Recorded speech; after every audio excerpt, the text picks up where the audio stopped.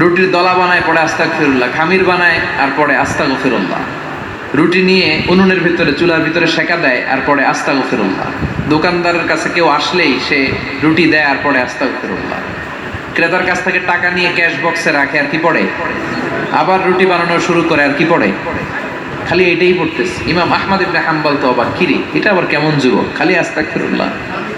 উনি প্রশ্ন করলেন, যুবক ঘটনা কি? আসার পর থেকেই তোমার দেখতেছি তুমি রুটি বানাও, রুটি বিক্রি করো আর পড়ো আস্তাগফিরুল্লাহ, মালাকা ইয়া শাবাব। যুবক বলে, আস্তাগফিরুল্লাহ আমার সবচেয়ে বেশি পছন্দের আমল, আমি সব সময় আঠার মতো ইস্তেগফারের সাথে লেগে থাকি আর সব সময় পড়তে থাকি আস্তাগফিরুল্লাহ, আর এর বদৌলতে আল্লাহ আমারে মুস্তাজাবুদ দাওয়া বানিয়ে দিয়েছে। আহমদ ইবনে হাম্বল তো অবাক, আনতা মুস্তাজাবুদ দাওয়া, তুমি মুস্তাজাবুদ দাওয়া রুটিওয়ালা? আমি এত বছর